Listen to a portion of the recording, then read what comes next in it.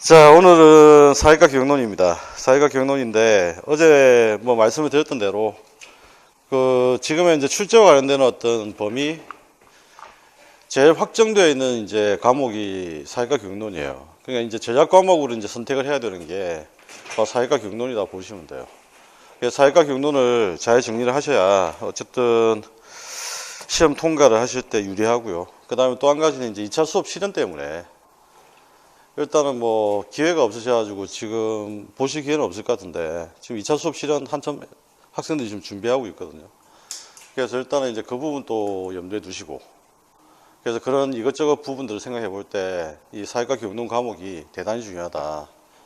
그래서 일단은 이제 그 부분들 좀 염두에 두시고 정리 좀 잘 하시면 됩니다. 일단 이제 사회과 교육론을 한번 내용들을 한번 보시면, 오늘 간단한 자료 한번 봅시다. 출제 경향들을 한번 보시면, 문제는 일단 크게 이제 출제가 되는 파트가 이미 정해져 있어요. 일단 제일 첫 번째 보면 사회과 역사 있죠. 이 사회과 역사라고 하는 이 파트는 반드시 한 문제가 출제가 됩니다. 그 다음에 이제 사회과 교육과정이 꼭 한 문제가 출제가 돼요. 그 다음에 이제 교사학습 방법론에서 보통 보면 문제가 한 두 문제 정도 나옵니다. 그 다음에 이제 사회과 평가는 거의 제가 볼 때는 3년에 한 번, 4년에 한 번 정도. 빈도가 굉장히 적죠. 그래서 조금은 들어가는 부분이, 이거, 아니, 아까 나눠주는 사람이 있었는데.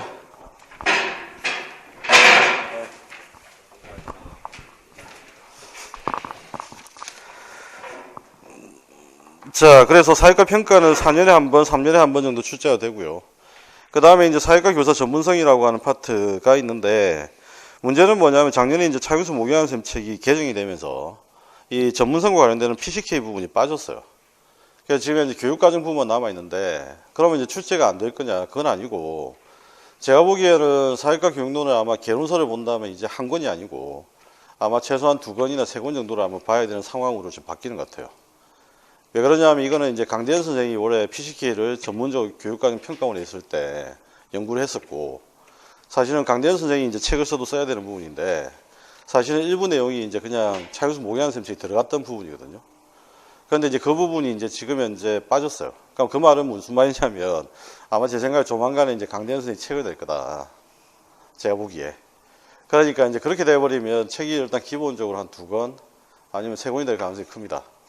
그런데 일단은 올해 시험 같은 경우에 대비하시는데 크게 문제는 없을 거예요. 왜냐하면 지금 만들어 놓은 교재 자체가 지금 나와 있는 거의 대부분 책을 제가 선별해서 정리를 해 놓은 것들이거든요. 논문하고.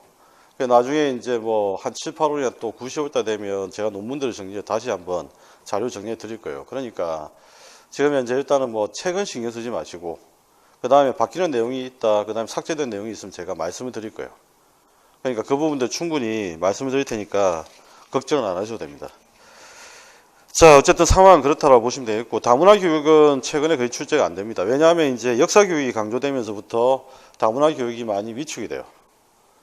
그래서 지금 현재는 어쨌든 다문화 교육이 거의 출제되는 분위기는 아니고, 그래서 일단은 기본적으로 말씀드렸던 대로 방금 이야기했던 그 5가지 주제가 일단 핵심인데, 문제는 이제 여기에서 보통 보면 관련 지어서 문항수가 내용적으로 봤을 때 한 10문항 이상이 돼요, 사실은. 왜냐하면 단편적으로 물어보는 것들이 섞여 있기 때문에. 그래서 그 부분들을 일단 감안해서 체크를 하시면 되고요. 그래서 우리가 이제 여기에 맞게끔 사회과 교육론은 지금 강의를 진행할 겁니다. 그래서 일단은 이제 그걸 참고로 해서 기본 이론 거기 참고 교재가 있는데, 그건 그냥 확인만 좀 해두시고, 그 다음에 2페이지 넘겨보시면 강의 일정이 나옵니다. 어제 말씀드렸던 대로 일단 7주차가 되는 2월 16일 날 설 연휴 때는 일단 휴강을 하게 될 거고요. 그 다음에 이제 그 전에 아마 진도가, 사회과 교육론은 크게 진도상에서는 문제는 없을 거예요. 그래서 크게 이제 부담을 안 가지셔도 상관이 없고요. 그 다음에 이제 시험 대비 방향과 관련된 이야기는 어제 이제 말씀을 좀 드렸던 이야기예요. 그래서 특히 사회과 교육론은 기출문제 분석이 정말 중요하다. 그래서 기출문제를 1월, 2월 달에는 한번 구경을 해볼 거예요. 어떤 주제들이 출제가 됐는지 확인을 해보고, 그 다음에 이제 합격을 위해서 우리가 필요한 것들이 있는데, 지금 만약에 이제 작년이나 그 다음에 재작년의 문제를 기준으로 해서 만약에 말씀을 드린다면, 솔직히 말하면 이제 암기할 게 없어요. 특별하게 암기할 게 없어요. 왜 그러냐면 지금 교육학도 그렇고 서술형도 그렇고 채점을 굉장히 완화시켜서 채점을 하고 있는 분위기예요. 그러면 작년하고 이제 재작년 분위기를 가지고 이야기를 하자면 암기를 해야 되는 게 아니라 같은 말을 비슷하게 써도 채점이 된다는 이야기예요. 그게 이제 예전에 이제 채점 들어왔던 그 선생님 한 분이 저하고 이제 점심을 먹을 일이 있었는데 그분하고 이제 같이 프로젝트 하는 게 있어가지고 점심을 먹는데 그분이 이제 뭐라고 하시냐면 이번에 채점을 갖다 왔는데 그 말씀을 하시더라고. 지금 자기들은 비슷한 말이니까 이걸 맞다고 채점해 주고 싶은데 어떤 경우에는 출제자가 이 단어가 없기 때문에 안 된다고 자꾸 칼같이 끊더라. 근데 학생들이 그래 고생을 하는데 지금 현재 그걸 무조건 틀렸다고 하는 건 좀 옳지 않은 것 같다. 계속 그 이야기를 했어요. 그 말은 무슨 말이냐면 채점에 들어간 이제 교사들도 채점을 하면서 이걸 문제 제기를 계속 하는 거예요. 이거 맞다고 해줘야 되지 않냐.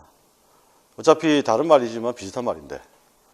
그러니까 이게 이제 이런 식으로 이제 채점이 되니까 사실은 서술형 같은 경우에는 작년 때도 그렇고 올해도 그렇고 제가 보기엔 서술형 편차가 잘 안 나요. 크게 이제 그 내용에서 벗어나지 않는 걸 쓰면 거의 맞다고 해주는 분위기예요. 그러니까 이걸 이제 감안하면 굳이 이걸 막 외우거나 철저하게 뭘 해야 되는 문제가 아니고 전체 흐름 속에서 내가 이걸 그냥 생각나는 대로 서술할 수 있는 정도면 충분한 거예요. 그러니까 이제 어제 말씀드렸던 대로 계속 반복해서 책을 좀 읽어달라. 일단은. 그렇게 하고 요구되는 내용들을 제시문이나 그 다음 논제를 활용해서 작성하는 걸 훈련을 하시면 돼요. 그래서 이건 이제 차차 아마 여러분들 익숙해질 거니까 그것들을 좀 기억을 하시고 그래서 일단은 이제 그렇게 말씀드린 부분하고 그 다음 학습 방법에서 어제 말씀을 다 드렸던 이야기입니다. 그래서 오늘 아마 그 말씀 드릴지 모르겠는데 그 서브노트 작성할 때 아니면 내용을 정리를 할 때 어떻게 이제 단순화를 시킬 것인지 그 학습 방법이 일단 이야기 하나 남았죠. 그걸 이제 나중에 강의 진행 도중에 한번 말씀을 드리고요. 자, 이렇게 해서 일단은 사회과 교육론은 이런 방법을 좀 대비를 하시면 되겠다. 그 다음에 이제 사회과 교육론과 관련되는 강의 진행은 말씀드린 대로 교과서에 한번 내용을 한번 봅시다. 교재 내용 28페이지 잠시 한번 보시면 어제도 제가 이제 법 교재를 가지고 말씀을 드렸는데 제 교재의 제목이 좀 약간 특징이 좀 있어요. 그게 뭐냐면 이제 그 안에 있는 내용들을 압축해서 이렇게 제목으로 만들어 놨어요. 가급적이면. 그러니까 이제 제목을 통해서 어떤 내용이 있을지가 좀 짐작될 수 있도록 만들어 놨고 그 다음에 그거의 핵심적인 내용들 요약 정리해 놨기 때문에 일단은 제목만 미리 예습을 하셔도 상당 부분 많은 부분이 예습이 가능합니다. 그래서 그 부분들을 일단 이해를 하시고요. 정리를 하시면 되겠고 그 다음에 이제 진도는 어떻게 나갈 거냐면 사회과 교육론은 기출문제 구경을 먼저 하고 그 다음에 내용을 정리하고 그 다음에 또 기출문제 한번 확인들 좀 잠시 간단히 내용을 정리하는 방식으로 일단 말씀을 드릴까 합니다. 그래서 일단은 무엇이 출제가 됐는지 이것들을 확인을 기출문제 확인을 좀 하고요. 그 다음에 내용을 정리하고 이런 방식으로 확인할 수 있도록 그렇게 합니다. 자, 우선 이제 사회과 교육이 무엇이냐라고 하는 이야기부터 한번 이야기를 해봅시다. 학교 다닐 때 사회과 교육을 다들 사랑하셨죠? 그래서 아마 여러분들은 지금 사회과 교사 되시려고 하실 거고 그렇다고 한다면 이제 학교 다닐 때 사회과 교육을 한번 생각해 보면 뭔지 잘 모르겠는데 사회문화도 있었고 그죠? 경제도 있었고 법도 있었고 뭔가 잡다하게 뭐가 많은 것 같아요. 그런데 문제는 뭐냐면 사회문화, 그 다음에 정치, 그 다음에 경제, 법 이런 모든 내용들이 무슨 내용이냐면 바로 인간과 사회 현상에 관한 이야기입니다. 그러니까 사회과학이 탐구하는 내용이 뭐냐면 인간과 사회 현상이에요. 그러니까 결국은 인간과 사회 현상에 대한 이해 이걸 하기 위해서 우리가 사회문화도 배웠고 그 다음에 법도 배웠고 경제도 배웠고 그죠? 그러니까 인간과 사회 현상에 대한 이해를 해야 된단 말이죠. 그러니까 인간과 사회 현상을 왜 이해를 해야 되느냐라고 하는 건데 인간과 사회 현상을 이해를 해야 사회생활을 잘한다는 거예요. 지금 피식 웃으셨는데 저도 이해가 안 돼요. 그러니까 우리가 이제 인간과 사회 현상을 이해를 하면 사회생활 잘한다는 이야기. 그런데 인간과 사회 현상을 이해한다는 말은 사회 현상을 이제 사회생활 잘한다는 말은 사실 근거는 없지는 않아요. 다만 이제 우리가 이제 경제라든지 법이라든지 사회문화를 너무 배움에 있어가지고 이걸 교조적으로 배웠다 해야 되나? 마치 보면 성경 말씀 배우듯이. 이렇게 배우다 보니까 실제적으로 실생활에 써먹지를 못하는 거죠. 그러니까 이걸 교육이 어떤 잘못은 있는데 내용의 잘못은 없어요. 그래서 인간과 사회생활을 이해를 해서 결국 사회생활을 잘한다는 건데 그 사회생활에 필요한 능력들을 총괄해서 뭐라 부르냐면 시민성이라 불러요. 결국 이제 학교의 사회과 교육은 인간과 사회생활, 사회현상을 이해를 통해서 시민성을 함양하는 게 바로 사회과 교육의 역할입니다. 그러면 이제 인간과 사회현상 이해라고 했는데 인간과 사회현상을 다루고 있는 과목들이 뭐죠? 인간과 사회현상을 다루고 있는 과목들이 가장 핵심이 뭡니까? 핵심이 인문학이에요, 사실은. 사람에 대한 이야기. 그죠? 그러니까 이제 인간과 사회현상 이해를 위해서는 인문학이 바탕이 되어 있고, 우리가 인문학이라고 한다면 줄여서 뭐라고 부릅니까? 문사철이라고 불러요. 문사철. 들어보셨죠? 문이 뭐죠? 문학을 이야기하는 겁니다. 사는 역사를 이야기하는 겁니다. 철은 철학을 이야기하는 겁니다. 근데 사회과학의 가장 기본이 되는 건 당연히 철학이에요. 그 다음에 또 한 가지는 사회과학을 잘 하시려면 역사를 많이 아시면 사회과학을 잘 하십니다. 그 다음에 이제 이 인문학을 바탕으로 해서 만들어졌던 20세기에 만들어졌던 게 사회과학이에요. 여러분들 경제학이 언제 만들어진 줄 혹시 아십니까? 경제학이 만들어진 게 캠브리지 대학에 마샬이 한계 효용 이론을 제시를 하고 그래서 만들어진 경제학이 만들어졌던 때가 1923년이에요. 그러니까 경제학의 역사가 그렇게 오래 안 됩니다. 그게 무슨 말이냐면 사회과학의 역사 자체가 오래 안 돼요. 그 다음에 이 인문학과 사회과학의 모든 바탕이 되는 학문이 뭐냐면 기초학문이 심리학이에요. 경제도 심리거든요. 그러니까 경제가 심리라는 말은 경제 심리를 바탕으로 해서 법칙을 만들어요. 심리 법칙입니다. 사회현상의 대부분 법칙은 사회 심리를 바탕으로 해요. 존 두이의 어떤 기본적인 이론, 교육학 이론이라든지 정치 이론도 전부 다 사회 심리학적 이론이에요. 그러니까 인간의 심리를 가지고 인간이 어떻게 행동을 할까 그걸 분석하는 거죠. 자, 그러면 사회생활을 잘할 것 같지 않으세요? 인간의 심리를 이해했으니까. 문제는 경제학을 공부하면서 이걸 심리학이다라고 생각해 본 적이 한 번도 없다는 거예요, 사실은. 이게 문제죠. 그래서 일단은 우리가 이제 이런 걸 바탕으로 해서 이걸 어떻게 하냐면 교육적으로 재구성합니다.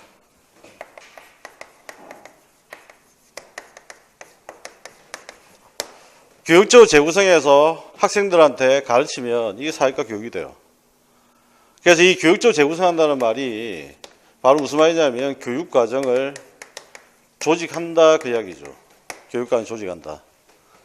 자, 이렇게 해서 결국은 시민성을 키워주는 겁니다. 그러면 시민성은 말씀드렸던 대로 이거죠. 사회생활을 잘할 수 있는 능력.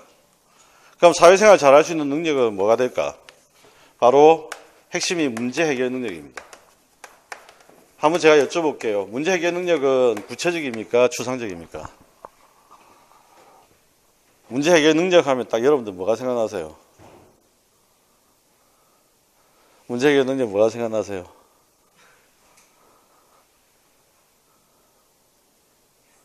그렇죠. 문제 해결 능력이라는 말이 생각해 보니까 추상적이죠.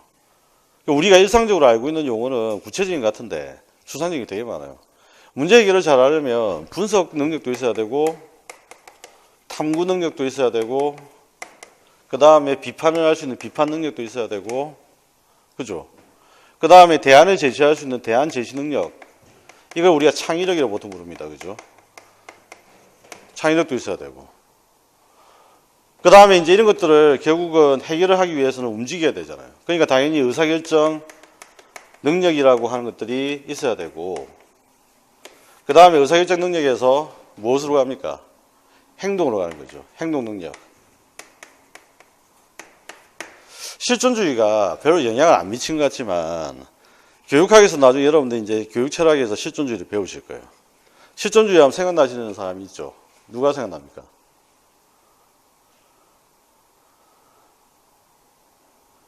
뭐 샤르트르도 있고 소설을 치면 까미 이방인 같은 소설도 있고 이게 실존주의입니다. 그죠? 그럼 실존주의에서 제일 강조한 게 뭘까요?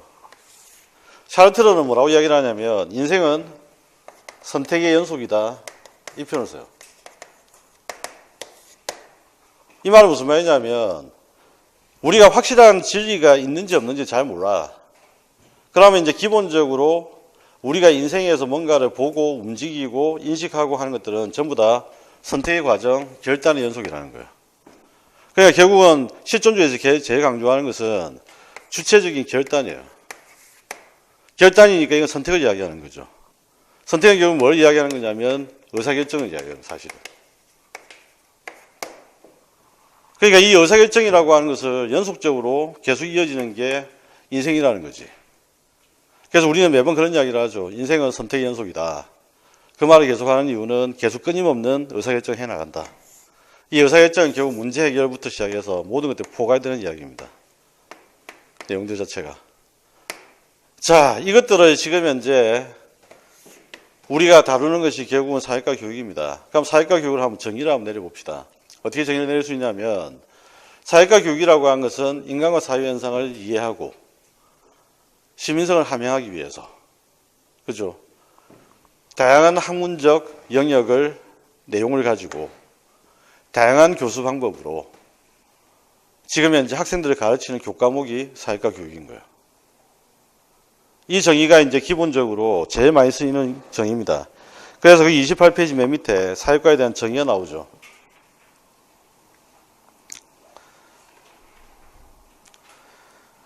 자, 그 정의가 이제 28페이지 두 번째 줄에 보면 사회과는 학생들을 대상으로 사회생활에 필요한 지식, 기능, 가치, 태도 등을 형성을 해서 사회 문제를 해결하고 민주사회에 요청되는 시민적 자질을 함양하기 위해 다양한 사회과학, 인문학, 예술 등에서 학습 요소를 추출하여 내용을 조직하여 다양한 수업 방법을 활용하는 학교의 교과목. 이게 방금 이야기 드렸던 이걸 이야기하는 거예요. 그래서 이게 이제 사회과 교육이고, 사회과 교육의 특성을 한번 이제 살펴보면 이런 거죠. 사회과 교육은 결과적으로 첫 번째는 시민성을 함양하는 겁니다.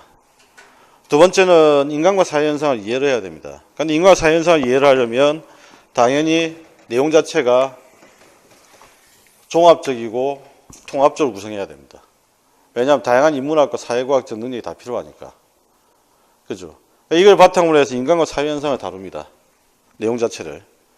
사회과학이 다루는 게 사회 현상이죠. 인문학이 다루는 게 인간에 대한 이야기입니다. 그러니까 당연히 자연스럽게 사회과 교육은 인간과 사회 현상을 다룰 수밖에 없어요. 그 다음에 이제 이런 것들을 활용하기 위해서는 다양한 접근 방법이 필요합니다.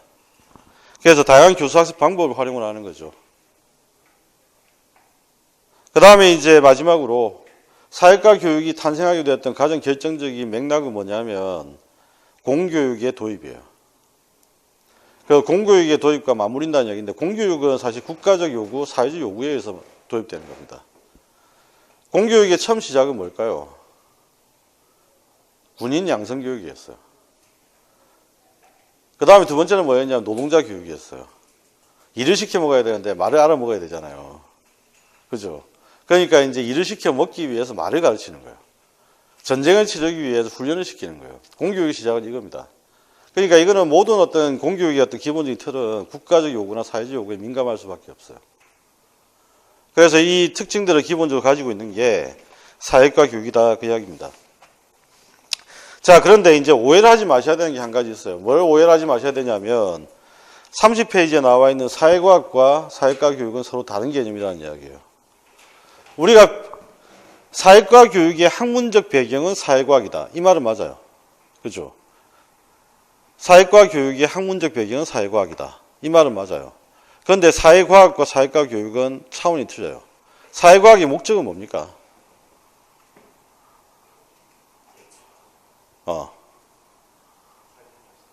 왜 예측을 해요?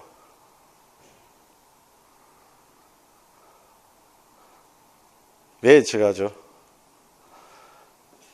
사람들은 끊임없이 뭔가 정보를 취하려고 노력을 합니다. 왜 그렇죠? 불안해서 그렇습니다. 예측을 하려고 하는 이유는, 예측의 목적은 안정감 때문이에요. 그러니까 사회과학을 통해서 뭐냐면 문제를 해결하고 사람들한테 심리적인 안정감을 제공하는 거, 이게 목적이에요.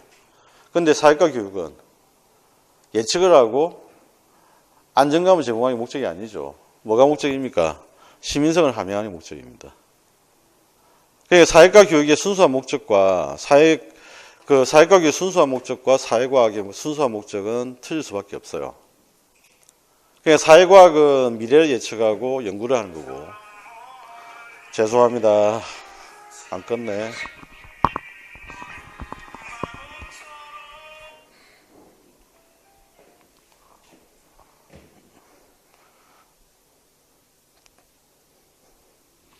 껐다고 생각했는데 죄송합니다.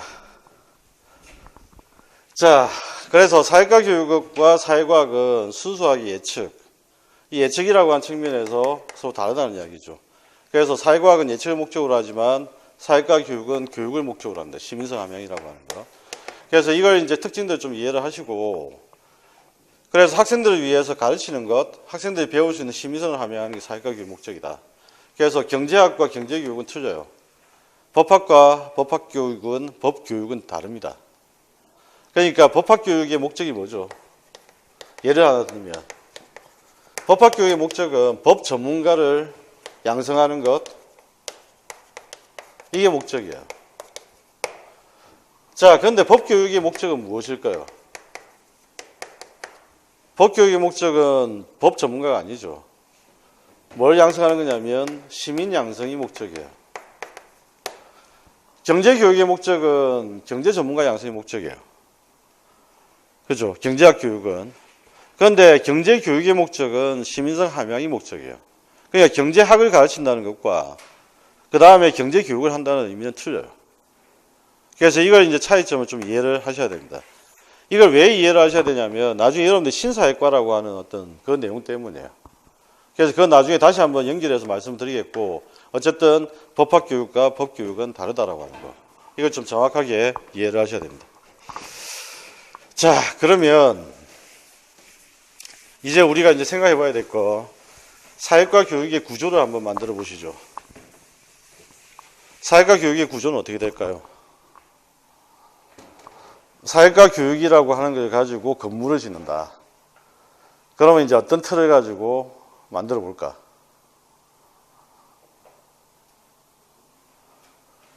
교육의 어떤 기본 요소를 가지고 해야 되는데, 교육학 같은 경우에도 교육의 기본 요소가 세 가지로 보통 제시되어 있습니다. 근데 그건 이제 교육학에서 이야기하는 이제 기본 요소, 교육학 기본 요소를 이야기하는 거고, 교육의 어떤 기본적인 요소는 무슨 말이 붙어도 상관없어요. 사회과 교육이든 통일 교육이든 다문화 교육이든 장애인 교육이든 기본적인 그 교육 구조는 네 가지로 이루어집니다. 하나는 뭐냐면 당연히 목표가 있어야 되겠죠. 두 번째는 뭐죠? 뭘까요? 목표를 달성하기 위해서는 교육할 내용이 필요합니다. 그죠? 그 다음에 이제 이 내용을 가지고 어떻게 가르칠 것인가가 필요하죠. 그게 바로 뭐죠? 예, 방법적인 측면입니다. 그 다음에 마지막으로 뭐죠? 예, 평가라고 하는 측면입니다. 그래서 이게 이제 기본적으로 교육과 교육론의 어떤 기본적인 골격이자 강론이에요. 그러면 이제 지금 이제 그 교과서라든지 교재의 내용은 어떻게 구성되어 있는 거냐면 사회과 교육론,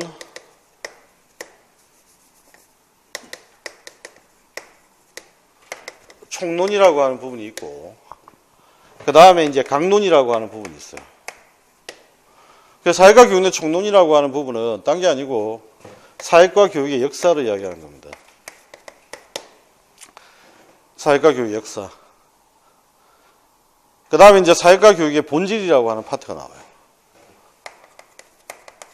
그럼 우리가 역사를 통해서, 그 다음에 이 본질이라고 하는 걸 통해서 우리는 무엇을 알 수 있느냐? 사회과 교육이 어떤 구조로 되어 있는지를 알 수 있게 돼요. 역사와 본질을 통해서 우리는 사회과 교육이 이런 구조로 되어 있다는 것을 우리가 파악하기 시작합니다. 그래서 강론의 내용은 사회과 교육의 목표, 그 다음에 사회과 교육의 내용, 그 다음에 사회과 교육의 방법, 그 다음 사회과 교육의 평가, 이런 식으로 이제 각각의 파트를 정리하게 됩니다. 그래서 머릿속에 항상 이걸 정리를 하셔야 돼요. 그리고 이제 여러분들 이걸 응용을 하셔가지고 어떤 교육의 특징에 대해서 설명하시오. 어떤 교육의 특징에 대해 서술하시오. 이렇게 이야기를 하면 항상 여러분들은 요 세 가지를 중심으로 쓰셔야 돼요. 이 교육의 목표는 이런 것이고, 이 교육의 방법은, 내용은 이런 것이고, 이 교육의 방법은 이렇게 해야 한다. 무슨 말인지 아시겠죠? 이렇게 하는 게 공부를 단순화시키는 거예요. 응용을 해서 이 기본적인 논리와 틀을 가지고 다른 방법에도 그대로 적용하는 거죠. 그럼 많은 공부들이 단순화가 되잖아요. 이해되시나요? 그래서 이걸 계속 훈련들을 좀 하셔야 됩니다. 그렇게 해야만 내용이 단순화가 돼요.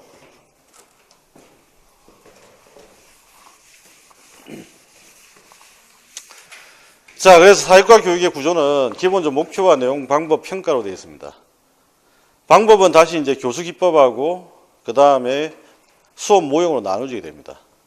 교수 기법이라고 하는 것들은 수업 모형부터 이야기합시다. 수업 모형은 수업의 절차를 모델화 시키는 거예요. 수업의 절차를. 그럼 그 절차 속에 활용되는 기법들이 있겠죠.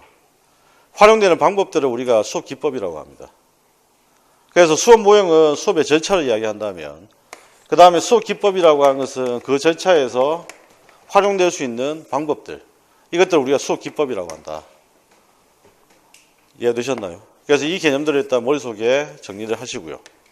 그래서 사회과 교육론의 구조는 이렇게 되어 있다. 그 다음에 이제 내용을 어떻게 조직할 거냐 이 말인데, 내용을 어떻게 조직할까요? 여러분이 만약에 교육과정을 조직한다. 그럼 교육과정을 어떻게 조직할까?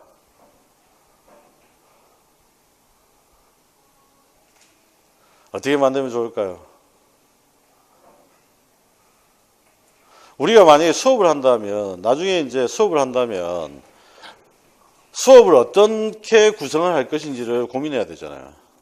나중에 이제 여러분들 이제 교육학을 공부하시면 교육과정 설계 같은 공부를 하십니다. 그럼 교육과정 설계 같은 공부를 한다면 어떻게 하는 거예요? 어떤 계획을 세워서 어떻게 실행할 것인지를 구체화시켜 나가는 과정입니다. 그렇죠? 마찬가지로 교육과정이라고 하는 것은 교육 경험이에요. 학생들이 교실에서 경험하는 교육 경험을 이야기하는 겁니다. 그럼 그 교육 경험을 어떤 방식으로 전개해 나갈 것인지를 정하는 거예요. 이게 뭐냐면 우리가 이거는 이제 이번에 보니까 알뜰신잡인가 거기서도 이제 이런 표현이 나오던데 시퀀스라고 하는 표현이 나와요. 시퀀스라는 표현이. 그러니까 어떤 순서대로 어떤 연계된 방식으로 조직할 것이냐. 그래서 우리가 조직이라는 말이 한자어로 뭐냐면 직조입니다. 직조. 옛날에 여러분들 그 역사 시간에 보면 배틀 짜는 거 보셨죠? 배틀 짜는 거 보면 나달과 씨알이 있잖아요. 이렇게 만드는 거. 그럼 이 모양새를 한번 잘 보세요. 이 모양새를 보면 지금 현재 횡으로 된 줄들이 있어요. 수직으로 된 줄들이 있죠. 교육과정도 이렇게 짜는 거예요. 조직을 만든다는 이 말이에요. 여기 지금 행정학 공부하신 분 계시잖아요. 행정학 공부하신 분들도 행정조직이라고 하는 걸 공부했죠. 행정조직 공부할 때 어떻게 행정학에서 이야기를 하냐면 수평적인 조직, 수직적 위계구조 이렇게 이야기를 해요. 마찬가지로 교육과정도 조직을 한다는 말은 수평적으로 어떻게 짤 거냐, 수직으로 어떻게 짤 거냐 이걸 이야기하는 겁니다. 그래서 그 조직이라는 말을 한자어를 잘 풀어보시면 그 조직의 이제 모양새가 그려지죠. 왜 그러냐면 한자어를 모르면 사실 한자어를 많이 하면 공부할 때는 굉장히 유리합니다. 왜 유리하냐면 한자어 자체가 상형문자잖아요. 네, 상형문자이기 때문에 이게 시각적으로 와닿아요. 여러분들 영어 단어 공부할 때 어떻게 공부를 하셨나요 혹시? 영어 단어를 공부할 때 막 사전 가지고 외우셨죠. 그런데 영어 단어를 공부할 때 제가 제일 신기했던 게 그거였어요. 귀가 안 들리는 장애우들 있잖아요. 귀가 안 들리는 장애우들을 위해서 영어 단어 학습법이 어떻게 제시되는지 혹시 보신 적 있으세요? 어떻게 하냐면 장면을 보여주고 단어를 보여줘요. 귀가 안 들리잖아요. 그러니까 예를 들면 사진이라는 그림을 보여줘요. 그리고 영어 단어를 설명해요.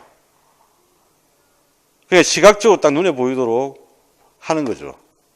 그게 마찬가지예요. 한자어는 한자어를 알면 이게 시각화가 되는 거예요. 자연스럽게. 그래서 한자어를 많이 알면 그래서 약간 공부할 때 도움이 된다. 자, 일단은 이런 구조로 되어 있다라고 하는 거 이것들을 한번 확인을 좀 하셨고 그 다음에 그 구조에 들어가 있는 32페이지에 각각의 내용들이 간단히 있는데 이 내용들은 나중에 전개를 하면서 말씀드리도록 그렇게 하겠습니다. 자, 이제 본격적으로 사회과 교육 역사를 봅니다.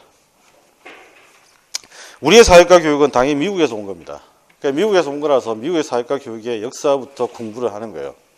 제일 마음에 안 드는 부분인데 어쨌든 그렇지만 어쩔 수가 없습니다. 그렇죠? 수입 학문이니까. 자, 그러면 그 뒤로 넘어가서 기출문제를 먼저 한번 봅시다. 기출문제에 과연 도대체 어떤 문제를 묻고 있는지. 46페이지입니다. 46페이지에 보시면 기출문제 1번. 미국 사회과의 성립 과정에 나타난 역사적 사건들을 시대의 순서대로 바르게 배열한 것은 이래 되어 있어요. 여기에 이제 가장 기본적인 문제입니다. 이건 객관식 문제인데 사실은 객관식 문제일 뿐만 아니라 이건 주관식으로도 얼마든지 출제가 가능해요. 그래서 일단은 거기 보면 미국 사회과 교육협의회 NCSS라고 하는 기구가 있죠. 이게 굉장히 유명합니다.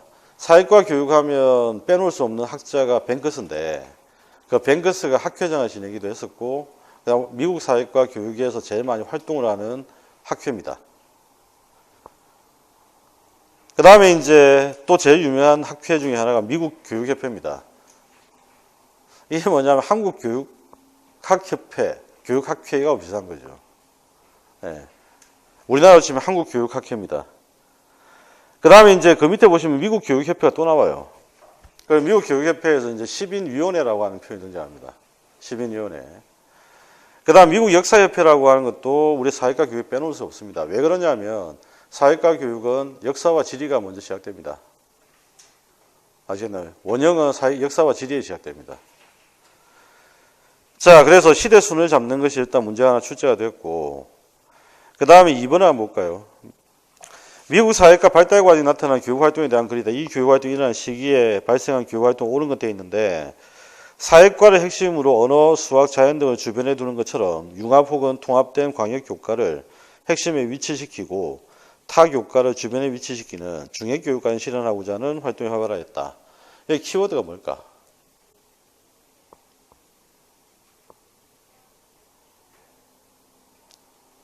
키워드가 중해교육과정이라고 하는 겁니다.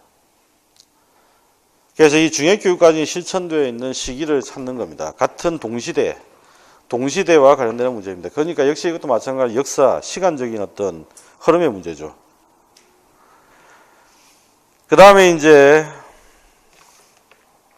연도를 한번 정리를 좀 해볼까요? 미국 사회과 교육협의회가 창설되었던 시기는 1920년대입니다. 미국 교육협회 사회과위원회가 활동을 했던 그 시기는 1916년입니다. 1번에 미국 교육협회 10인위원회가 활동을 했던 10인위원회하고 7인위원회인데 활동은 지금 현재 보면 10인위원회가 먼저 활동을 하고요. 그 다음에 7인위원회가 나중에 활동을 합니다. 근데 이 10인위원회에 이제 보고서가 나왔던 게 이때가 1894년이고요. 1894년. 7인위원회 보고서가 등장했던 게 이게 1896년입니다. 1896년. 그 다음에 이제 방금 2번에서 봤던 이 지문과 관련된 이야기가 1920년대 이야기입니다. 그 다음에 1번 사회재건 지향했던 러그 이야기가 1930년대 이야기예요. 이 러그라고 한 사람이 바로 반선사고를 강조했던 존 두의 제자입니다. 존 두의 제자. 그 다음에 이번에 마코스라고 하는 표현이 등장하는데 이 마코스라고 하는 교육과정, 인간에 관한 연구, 이게 등장했던 게 바로 1960년대입니다. 자, 그러면 이제 47번에 3번 한번 봅시다. 전미교육협회 12년에 또 나왔죠. 보이시나요? 이게 언제라고 했죠? 1894년.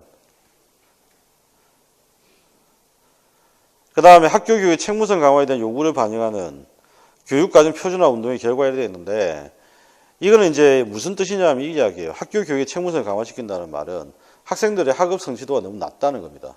학업 성취도가 낮은 이유는 책임은 누구한테 있다? 학생들이 공부 못하는 책임은 누구한테 있다는 거예요? 학교한테 있다. 그래서 학교의 책무성 강화를 시켜야 되겠다. 그게 바로 이제 교육관리 표준화입니다. 이게 언제냐면 1990년대입니다. 스트랜드. 그래서 이때 이제 중요한 표현들 교육관리 표준화, 스트랜드라고 하는 키워드예요. 그 다음에 5번 같은 경우에는 1916년 보고서죠. 이것도 역시 일본에서 우리가 봤습니다.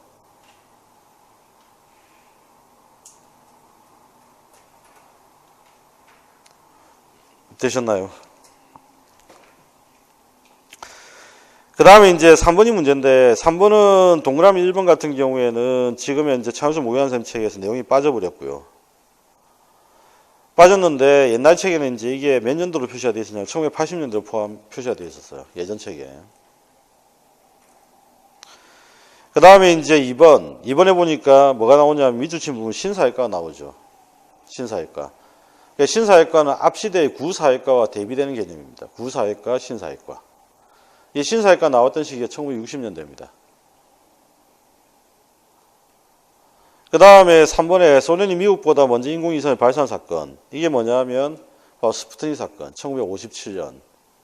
그죠? 뭐 교육학에서도 엄청나게 유명한 사건이잖아요. 그 사회과 경로에서 엄청나게 중요한 사건이에요. 1957년 스푸트닉 사건. 그 다음에 4번 같은 경우에는 우리가 방금 2번에서 본 질문이죠. 맨 마지막 키워드 뭐 나옵니까? 중해교육관이 보이죠. 자, 그 다음에 이제 또 넘겨보시면 4번은 이거는 이제 어떤 거냐면 미국 사회과 교육 발달관이 나타난 교육의 목표와 관련된 이야기. 목표와 관련된 이야기입니다. 그래서 결과보다는 과정을 중시한다. 일상생활 속에 직면하게 되는 문제 해결에 필요한 지식과 가치 탐구하는 과정에서 시민적 자질이 육성된다 이야기인데 일단은 핵심적인 포인트는 그거죠. 일상생활에 직면하게 되는 문제 해결에 필요한 지식과 가치입니다. 이건 이제 존두이적 관점이에요. 그래서 이게 반성 탐구 관점이죠. 반성적 탐구 관점이라고 합니다.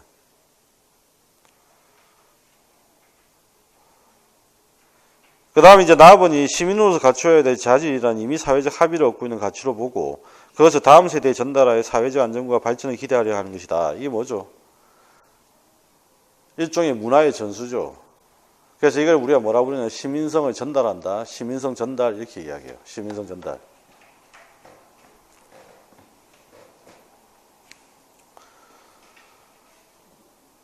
그 다음에 다음번에 사회과를 구성하는 학문의 지식구조와 탐구 방법을 학습함으로써 과학적이고 합리적인 사고를 할 수 있고 그것이 바람직한 시민적 자질 향상의 기초가 될 수 있다. 이건 뭐죠?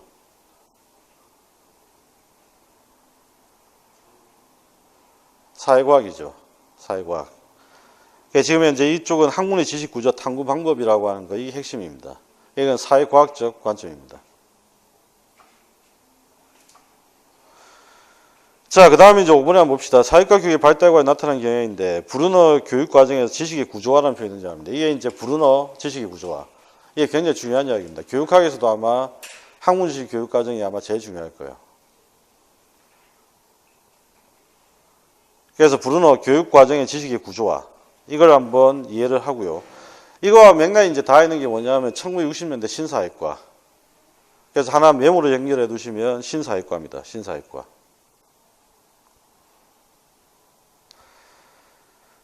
그 다음에 이제 뱅크스가 사회탐구와 가치탐구에 의해 합리적 의사결정을 내리는 것을 강조했다라고 되어 있는데 이 논문을 발표했던 거, 이 논문을 발표했던 게 뱅크스가 발표했던 게 1974년이에요. 논문을 발표했던 시점이.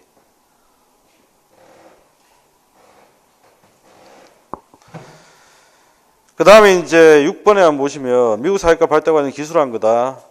가번에 보면 스탠드 나오죠. 그 다음에 뒷부분에 보면 표준화 나옵니다. 키워드들이 바로 보입니다. 스트랜드 표준화. 이거 언제라고 했죠? 예, 1990년대.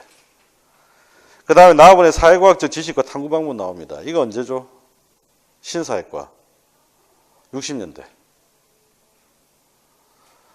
그 다음에 다음번에 공공문제에 대한 새로운 인식과 참여, 사회과학 탐구에 의한 지식과 가치탐구에 의한 가치 분석을 종합한 의사결정 학습 모형이 등장한 게 아니고 강조되었다 되어 있습니다. 이건 언제냐면 1980년대예요. 아까 제가 차윤수 모기한 쌤 책에 삭제된 부분이 있다고 했죠. 그 삭제된 부분에 따르게 되면 이게 1980년대로 되어 있습니다. 뱅크스가 논문 발표는 1974년에 했는데 뱅크스가 썼던 의사결정 학습 모형이 강조된 시점은 80년대라고 옛날 책이 돼 있어요. 그런데 그 내용이 빠졌어요, 지금.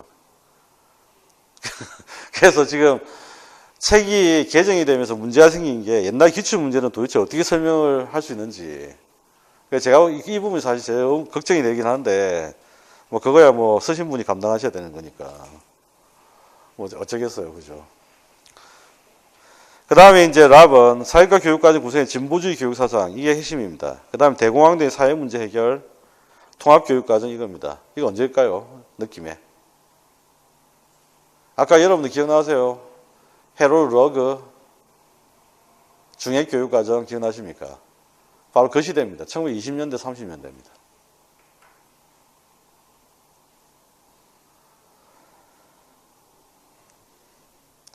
마업은 제가 볼 때는 올해 분명히 나올 만한 문제인데 계속 지금 제가 나온다고 계속 강조하는 문제인데 계속 지금 나올 듯 하면서 안 나오거든요. 공민은 나왔는데 아직까지 민주주의 제문제는 아직 안 나왔어요. 그러니까 민주주의 제문제 이게 언제냐면 1916년입니다. 1916년. 그리고 민주주의 제문제라고 하는 건 12학년의 과목입니다. 과목. 사회과의 과목 중에 하나입니다. 자, 7번 넘겨보시죠.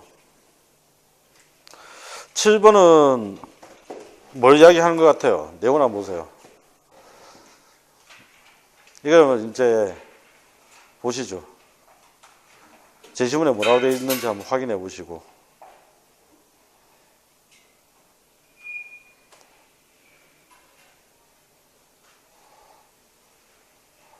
맨 마지막에 보니까 앞에서 봤던 것 중에 마쿠스도 보이고, 그죠? 그 다음에 학문식 교육과정이라는 표현도 보이고. 자, 관계되는 개념은, 그렇죠. 여러분들 천재입니다. 아직 진도도 안 나갔는데. 신사회과죠. 이게 지금 들어갈 이야기는 신사회과 이야기입니다. 8번은 뭘까요?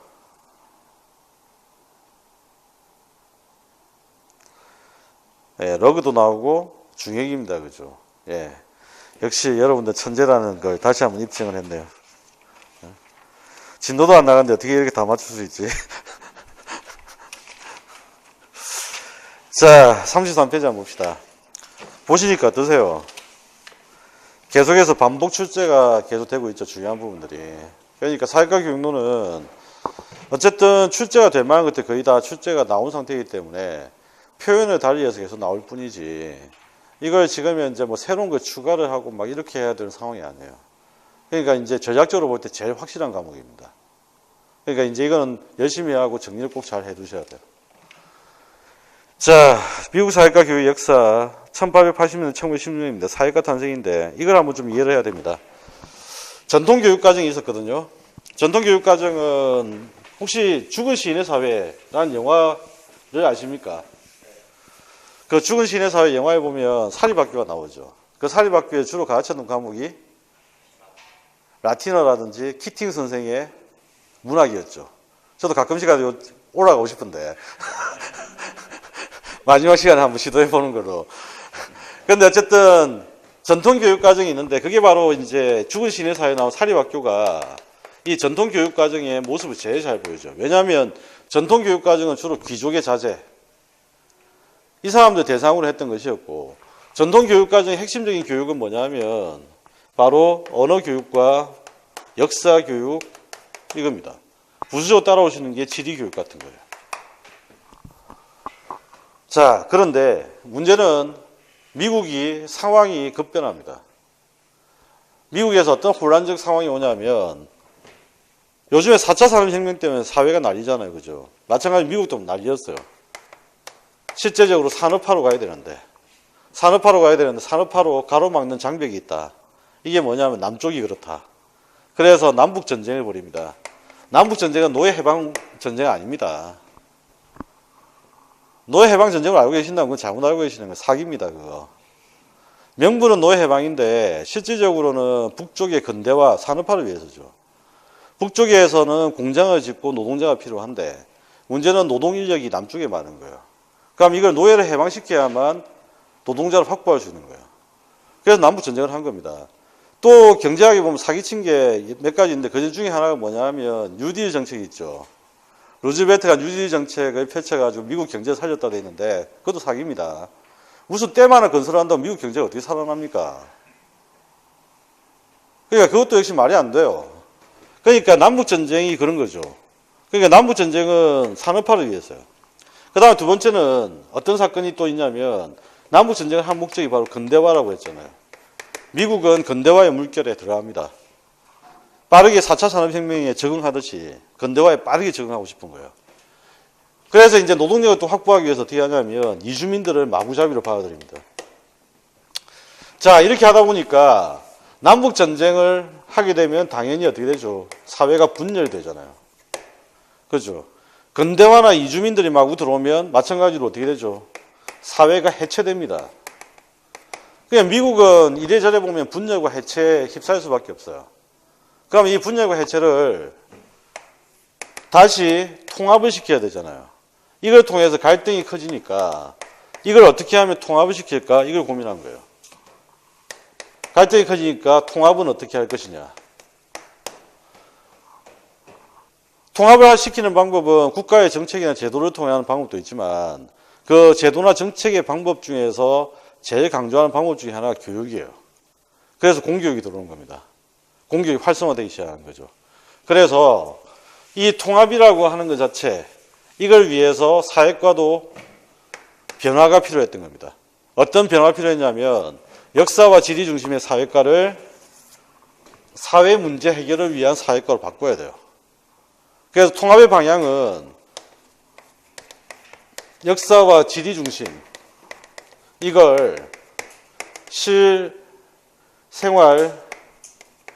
문제 해결을 위한 교육으로 바꿔야 됩니다.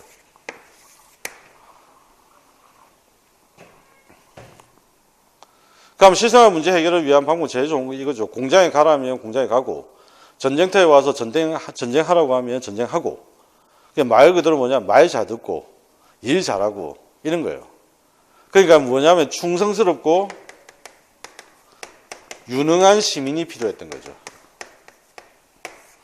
이 당시에는 충성스럽고 유능한 시민이 필요했던 겁니다.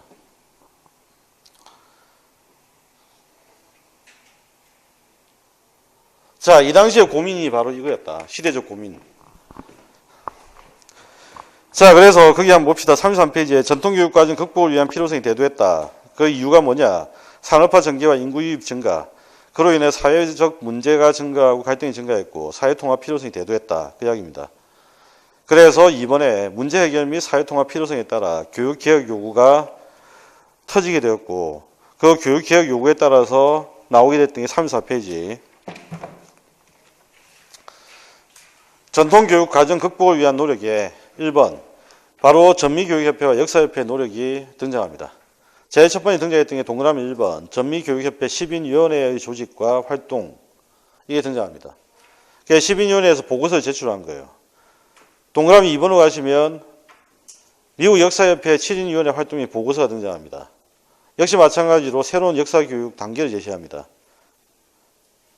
자, 그런데 문제는 이번에 두 협회 활동에 대한 평가입니다. 보시면 아시겠지만 이 두 보고서는 실패입니다. 사회과 성립에 결정적인 영향을 미친 건 맞지만 동그라미 2번에 나와 있는 그 이야기죠. 시민적 자질 함양을 요구하는 사회적 요구에 적절하게 부응하지 못했다. 왜냐하면 귀족 교육에서 벗어나지 못했기 때문에요. 귀족 교육에서 벗어나지 못했던 거죠. 그러니까 시민적 자질을 요구했던 건데 이런 어떤 교육과정의 보고서 정도 가지고는 시민적 자질 함양을 하기가 어려웠던 겁니다. 자, 그래서 이제 본격적으로 다시 한번 또 전미교육협회가 나섭니다. 그래서 이 전미교육협회가 나서게 되는 어떤 배경들이 있는데 그게 바로 뭐냐면 첫 번째, 두 협회의 활동에 마음이 들지 않는다. 그래서 교육의 변화 요구가 빗발치는 거죠. 그 다음에 35페이지 메뉴에 나온 대로 사회개혁 운동이 전개됩니다. 대표적인 게 존두의 진보주의 사상이 영향을 미칩니다. 자, 그렇게 하고 전미교육협회 사회과위원회 활동이 다시 시작되는 거죠.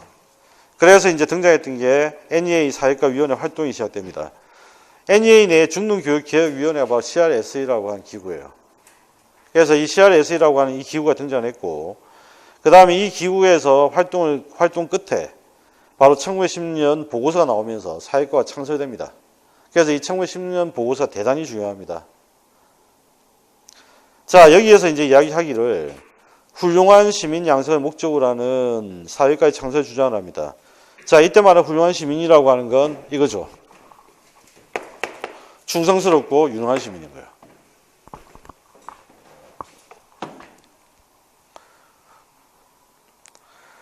그 다음에 이제 교육과정을 제시를 합니다. 1학년부터 해서 사회과 교육과정 제시를 하는데 어떤 순서대로 가르쳤냐면 가족, 이웃, 지역사회 이렇게 합니다.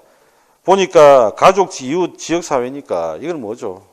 학습자의 활동 공간이 점차 넓어지고 있죠.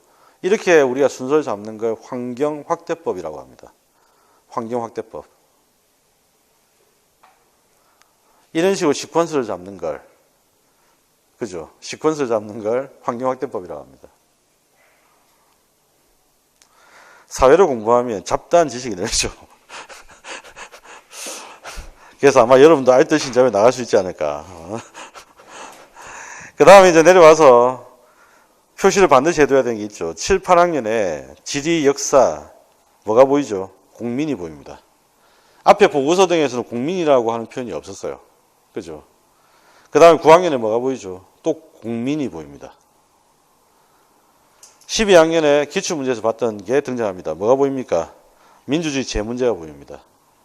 그래서 이 보고서에서 제일 주목해야 되는 부분은 공민과 민주주의 제문제입니다. 이 공민이 바로 지금 여러분이 공부하는 일반 사회를 지칭하는 개념이에요. 우리나라도 공민이라는 표현을 쓰고 싶었는데 문제는 이 공민이라는 표현을 누가 쓰고 있냐면 일본이 쓰고 있어요. 그래서 이제 우리나라가 이걸 같이 쓰면 그죠? 반일 감정이라고 하는 이 틀 때문에 이걸 안 쓰는 거예요, 사실은. 그런데 어쨌든 공민이라고 하는 표현을 일반 사회다. 아시겠죠? 그럼 일반 사회의 특징이 뭐예요? 사회학도 있고 문화인류학적 배경도 있고 법적 배경도 있죠. 그러면 민주주의 제문제는 어떤 것 같아요? 각종 문제죠. 그럼 공민과 민주주의 제문제의 공통점이 뭘까? 통합적 교과목이라는 겁니다. 통합 교과목. 그렇죠. 통합 교과목이라는 겁니다. 자, 그래서 그 밑에 니은에 보면 두 번째 줄에 밑줄 칩시다. 민주주의 제문제를 교수함에 따라 사회과의 통합 교과적 성격이 드러났다.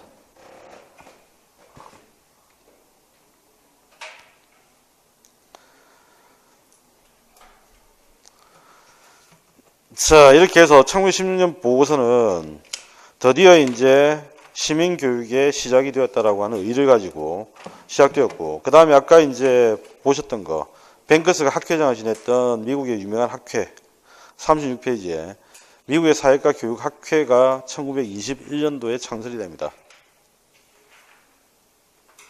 이때가 바로 1921년이죠. 자, 그 다음에 이제 2번으로 넘어와서 1920년, 30년대입니다. 20년, 30년대 아까 기억나십니까? 기출문제에서 뭐뭐 보이셨죠? 뭐뭐 보셨죠? 중해교육과정, 그 다음에 해롤드 러그, 사회문제, 진보주의, 이게 보였잖아요. 그러니까 1920년대, 30년대는 딱 핵심적인 내용이 두 가지예요. 존 듀의 영향을 받았던 진보주의라고 하는 큰 흐름이 하나 등장합니다. 그래서 미국의 교육학의 큰 두 흐름을 이야기하자면 진보주의 흐름과 보수주의 흐름이에요. 이거는 미국 원서를 보면 전부 다 그래 돼 있어요. 미국 원서를 보면 미국 교육학의 두 가지 흐름이 있는데 진보주의와 보수주의 두 가지 흐름이 있다. 그래서 이 기본적인 보수주의 흐름에 반발하는 진보주의 흐름이 이때 등장합니다. 그 다음에 이제 사회 재건주의라고 하는 게 진보주의에서 파생되어서 등장하는 흐름이 있어요. 이 사회 재건주의, 진보주의의 대표적인 사람은 존 듀이입니다. 그죠? 사회 재건주의의 대표적인 사람은 존 듀이의 제자였던 바로 해롤드 러그입니다. 둘 사이는 스승과 제자의 관계죠. 존 듀이가 제일 관심을 이제 가졌던 건 딴 게 아니죠. 아동의 흥미와 관심을 끌만한 내용을 가지고 교육을 해야 한다. 옛날 내용은 재미없다. 전통, 문화, 이런 것들, 가치. 그래서 존 듀이가 강조했던 것은 딴 게 아니었고 뭐였죠? 바로 아동의 흥미와 관심. 이걸 강조를 했었고. 그러니까 이거는 결국 뭐냐면 이걸 통해서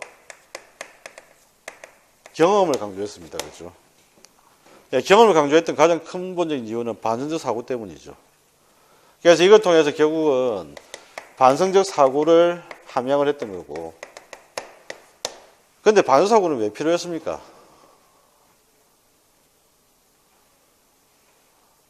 왜 필요했습니까? 반성 사고가 필요했던 이유는 딴 게 아니죠. 필요했던 가장 근본적인 이유는 전 근대와 근대로 나누는 이 패러다임의 전환 때문이에요. 전 근대와 근대는 확실히 구분되잖아요. 그럼 전 근대적 지식은 근대적 지식에 써먹을 수 없다는 이야기예요. 그러면 어떻게 해야 되냐면, 예를 들면 이제 아버지가 뭐라고 이야기를 하면 아이는 어떻게 이해해야 되냐면 다시 반성 사고를 통해서 아버지의 말을 재수정해야 됩니다. 이제 이 시대로 바뀌었다는 이야기예요. 지금 여러분들이 살고 있는 시대도 마찬가지입니다. 제가 학생들한테 매번 하는 이야기는 그거거든요. 지금 우리가 사회과학을 배우고 있고 각종 내용들을 배우고 있지만 이 내용은 너희들한테 아무 쓸모가 없는 내용이다. 앞으로. 왜냐하면 새로운 사회가 벌어지니까. 그럼 결국 뭐냐면 반성사고를 통해서 새로운 지식을 만들어야 돼요. 그래서 반성사고를 통해 새로운 지식과 가치를 정리해 나가는 과정이죠. 이게 안 되면 어디에 빠지냐면 아노미에 빠지는 거예요. 기본적으로. 그래서 이 반성사고라고 하는 것들을 강조를 하고 이걸 위해서 이제 어떻게 하냐면 바로 통합교육과정이라고 하는 거. 이걸 이제 강조하는 흐름이 진보주의입니다. 그래서 아까 우리가 이제 기출문제에서 배웠던 어떤 내용이 있었죠? 중핵교육과정이라는 표현입니다. 사회재건주의 러그는 뭘 강조했죠? 말 그대로 사회재건을 강조합니다. 미국 경제가 제일 어려웠을 때가 1930년대 대공황이었잖아요. 그러니까 대공황을 극복을 하고 미국 사회를 다시 재건하자는 이야기예요. 그러면 이제 대공황 당시에 이제 벌어졌던 미국의 각종 사회 문제, 이 사회 문제를 해결할 수 있어야 된다. 그래서 어떻게 하냐면 사회 문제 해결을 위한 교과서를 제작을 합니다. 이게 바로 해롤 러그 이야기입니다. 그래서 20년대, 30년대 이야기는 이 두 가지가 가장 핵심적인 흐름과 이야기다. 옛날에는 이렇게 정리가 안 되어 있었는데 제가 이렇게 정리를 했던 거였고 안 되어 있었거든요. 그러니까 차영선 모의한 선생님도 이제 이 두 가지 흐름 나눠놨어요. 예전에는 이게 표현이 안 되어 있었어요, 사실은. 그런데 지금 이제 바뀐 책에는 이게 정리가 되어 있습니다. 자, 그래서 이 내용으로 이렇게 간단히 정리를 하시면 됩니다. 그 다음에 이제 50년대는 바로 뭐냐면, 바로 이제 보수주의 흐름이죠. 2차 대전이 끝났습니다. 2차 대전이 끝나고 시대적 배경을 하나 기억하시면 돼요. 시대적 배경은 미소냉전 체제, 그 다음에 이제 미국 사회는 메카시 열풍이 막 불어닥칩니다. 무슨 말이냐면 공산주의자들을 때려잡는다는 이유로 때려잡는 분위기였거든요. 그러니까 어떻게 했냐면 애국심이라든지 이데올로기 논쟁이라는 게 엄청나게 강조됩니다. 그래서 존 듀이하고 해롤 러그가 엄청나게 욕을 먹었던 시대도 바로 이때입니다. 미국 내에서. 보수주의 흐름이죠. 보수주의 흐름. 그래서 이렇게 보시면 돼요. 진보주의, 보수주의, 진보주의, 보수주의가 계속 세력을 잃었다가 세력을 회복했다, 세력을 잃었다, 회복했다, 이 과정을 계속 반복하는 거죠. 그 이 내용 자체가. 예. 자, 여기까지가 이제 구사회과 이야기예요. 이제 앞으로 이제 60년대 신사회과 이야기를 할 겁니다. 잠시 쉬었다가 하도록 하죠.